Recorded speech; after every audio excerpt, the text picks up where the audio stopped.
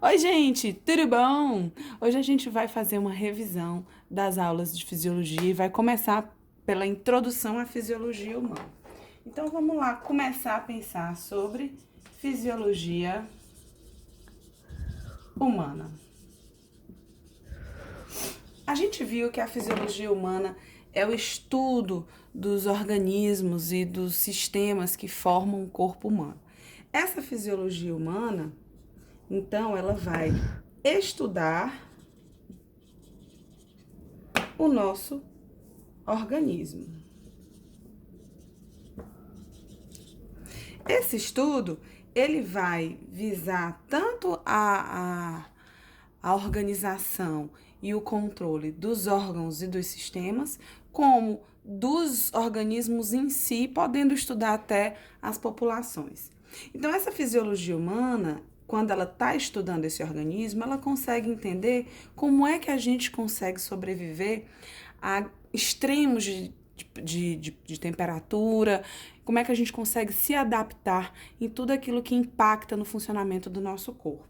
E o nosso corpo, ele consegue fazer isso porque ele é capaz de fazer a homeostase. E aí, o que é que vem ser esse conceito de homeostase? Homeostase é a capacidade desse organismo manter as suas condições internas. E essa manutenção, ela é feita dentro de limites toleráveis para o corpo. Então, não é uma coisa rígida, fixa. A nossa temperatura, ela varia dentro de um limiar normal. O nosso pH, ele varia dentro de um limiar normal. O nosso PaO2, o nosso PaCO2, tudo tem variações desse limiar normal. Então, a manutenção dessas condições internas é que é a homeostase. E aqui a gente tem que entender, então, o que é que vai ser esse meio interno. E aí a gente tem que lembrar que o meio interno, ele existe porque quando eu penso numa célula com as suas organelas, essa célula, ela tá perto de outras células e sempre perto dela a gente tem também capilares, né? Esses capilares são redes de abastecimento e de captação daquilo que precisa entrar e sair do corpo. Além de ter as células em sua contiguidade, em sua união ou não, e os capilares, a gente tem também essa região por onde as células estão. E isso aqui eu chamo de interstício. Então, o interstício é o meio externo celular. Então, aqui eu tenho o meio interno e aqui eu tenho o meio externo. E aí a troca acontece entre esse meio interno e meio externo celular. Entretanto, o meio externo celular, ele é meio interno do organismo.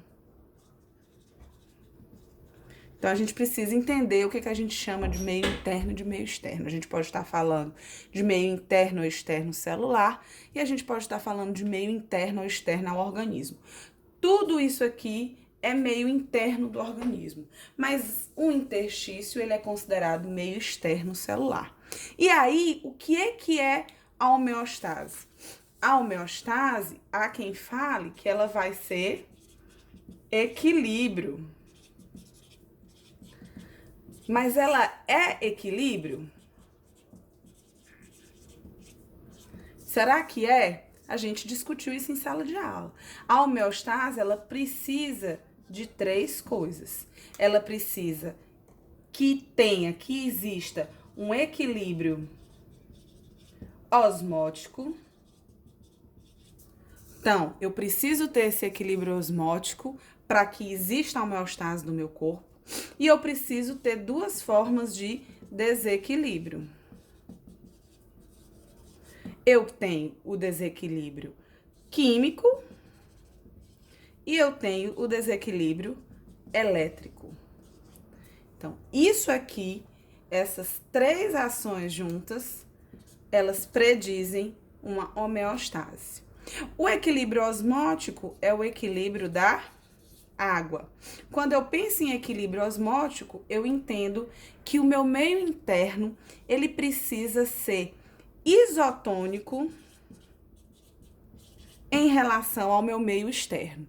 Então, a minha célula, ela tem que estar em isotonia em relação ao meio externo. E o que isso significa dizer? Significa dizer que se eu tenho 10 substratos aqui dentro, eu tenho que ter 10 substratos aqui fora. Porque se eu tiver mais substratos aqui dentro do que aqui fora, o que a água vai fazer? A água vai querer entrar aqui para equilibrar osmoticamente. E se eu tiver mais substratos aqui fora do que aqui dentro, a água vai querer sair para cá. Então, quando o meio ele tá hipotônico, quando o meio é hipotônico em relação à célula, a água entra e a célula vai ficar túrgida. Ela vai receber água até explodir. Em contrapartida, quando o meio tá hipertônico, a célula ela vai começar a perder a água. Se ela perde essa água, ela vai ficar desidratada. Em qualquer uma desses extremos, né? Esses extremos, eles são extremos que inviabilizam a função celular. Aqui ela vai ficar túrgida, ela pode até se romper. E aqui, sem água, ela não consegue desempenhar nenhuma função. Então, o equilíbrio osmótico, ele é necessário para que a água tenha sua função estabelecida, para que a célula tenha sua função estabelecida, e isso vem da isotonia do nosso corpo. Então, a gente fala sempre que o meio extracelular, ele é isotônico em relação à célula. E isso faz com que não haja essa entrada excessiva de água, nem a saída excessiva de água. Entretanto, na célula, continuamente existe entrada e saída de água, porque existe sempre um movimento natural desses elementos quando a gente está falando de vida, né, de uma célula funcionante. Mas tudo que entra sai na mesma proporção. O desequilíbrio químico e elétrico a gente vai falar mais na frente um pouquinho sobre isso. Qualquer coisa que gere uma alteração desse equilíbrio osmótico e desse desequilíbrio químico e elétrico vai desencadear uma perturbação celular.